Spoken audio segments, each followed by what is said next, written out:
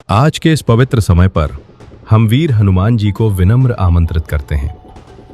हे प्रभु, यदि इस कहानी को सुनाते हुए हमसे कोई त्रुटि हो जाए, कोई शब्द अपनी मर्यादा से गिर जाए, तो अपने बच्चे समझकर माफ कर दीजिएगा। हम सिर्फ एक कोशिश कर रहे हैं, आपकी महिमा लोगों तक पहुंचे और उनके दिल को पवित्र कर जाए। आज हम चलेंगे एक ऐसे अध्याय की तरफ जिसे सुंदर कांड कहा जाता है। पर इसमें सुंदरता कहाँ से आती है? बस एक नाम से, या एक कहानी से, या एक ऐसे वीर से जो भक्ति का पर्याय बन गया? रामायण में कुल 7 कांड अथवा खंड है, लेकिन आपने कभी सोचा है रामायण के इतने सारे कांडों में से ये एक ही क्यों है जिसका नाम सुंदर रखा गया? क्योंकि यही वो पल था जब पहली बार लंका की अंधेरी गलियों में एक वीर ने अपने अंदर छुपी देवत्व शक्ति को दिखाया था। यही वो अध्याय है जहां हनुमान जी ने पहली बार अपना असली रूप जगाया, जहां उन्हें समझ आया कि वे बस एक वानर नहीं, वे रामदूत हैं। रामायण की रचना महर्षि वाल्मीकि ने की और उनके अनुसार सुंदरकांड की कथा शुरू होती है जब श्री राम, लक्ष्मण और वानर सेना सीता माता को ढूंढ रहे होते हैं। सब परेशान थे, पर एक ही व्यक्ति था जो आशा का दिया जलाए खड़ा था, महाबली हनुमान। उस दिन उनके जीवन का वो पल आया जब उन्होंने अपने आप को पहचाना।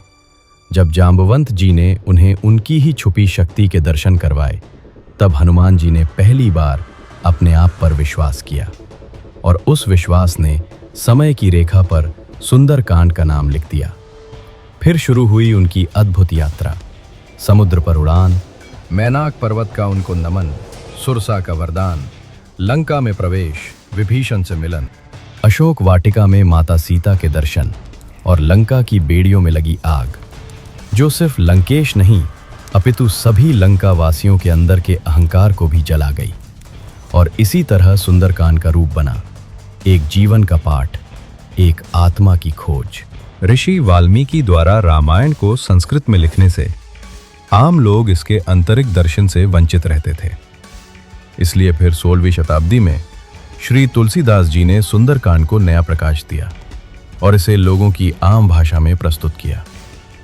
सुंदरकांड करवाना या सुनना कोई परंपरा नहीं, ये एक यात्रा के समान है। इसका प्रत्येक श्लोक एक सीधा संदेश देता है।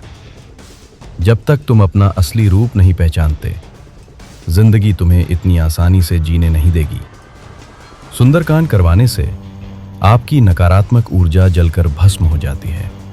इससे मन पर जमी धुंध हट जाती है और आपके सभी निर्णय सीधे दिल और सत्य से होते हैं। इसका एक एक श्लोक आपके ऑरा को मजबूत बना देता है। और जिस तरह हनुमान जी को उनकी शक्ति याद दिलाई गई, वैसे ही ये पाठ हमें याद दिलाता है कि हम कौन हैं।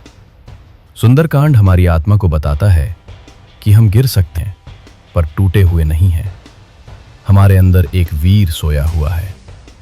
ये पाठ हमारे अंदर एक ज्वाला जगाता है, जिससे भरोसा, श्रद्धा और हिम्मत की रोशनी निकलती है। सुंदरकांड का असर हर व्यक्ति पर अलग होता है, पर एक बात सब में सामान्य है।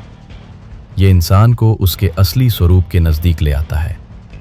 अगर कोई व्यक्ति खोया हुआ है, जीवन की दिशा न मिल रही हो, दिल पर बोझ हो, रिश्तों में उलझन हो, भगवान से दूरी महसूस हो या डर और डिप्रेशन से परेशान हो, तो सुंदरकांड एक प्रकाश स्तंभ बन जाता है। क्योंकि हनुमान जी की उड़ान हमें सिखाती है, उड़ान तुम्हारी तकदीर में थी, तुम बस उड़ना भूल गए थे। अशोक वाटिका हमें बताती है, आशा हमेशा होनी चाहिए, चाहे स्थिति कितनी भी कठिन हो। लंका की आग हमें बताती है, जब तुम अपने सच्चे रूप में जाग जाते हो, दुनिया की अंधेरी ताकतें भी जल जाती हैं। जिंदगी में हर कोई कभी न कभी लंका जैसे अंधेरे में फंस जाता है। किसी को पढ़ाई का बोझ दबाता है, किसी को करियर की चिंता, किसी को परिवार की उलझनें, तो किसी को अपने ही विचारों का जंगल। पर सुंदरकांड हमें एक ही बात समझाता है, तुम अकेले नहीं। तुम्हारे अंदर भी एक शक्ति बैठी है, जिसे सही समय पर तुम्हें जगाना होगा। छोटे बच्चे इससे हिम्मत सीखते हैं, आज का युवा इससे दिशा सीखता है और बड़े बुजुर्ग इससे शांति और समर्पण सीखते हैं। और हर व्यक्ति इससे एक बात जरूर समझता है, भगवान कभी दूर नहीं होते, बस हम उनकी तरफ चलना भूल जाते हैं।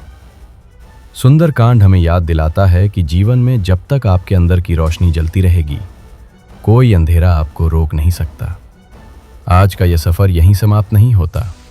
हनुमान जी का आशीर्वाद तब तक रहता है जब तक उनकी श्रद्धा की ज्योति दिल में जलती रहती है।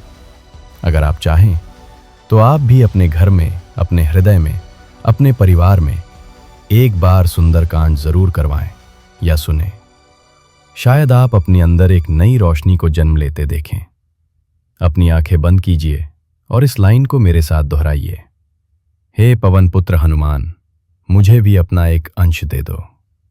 मेरे भी जीवन की कठिनाइयों को एक सुंदर मोड़ दे दो। जय श्री राम, जय बजरंगबली।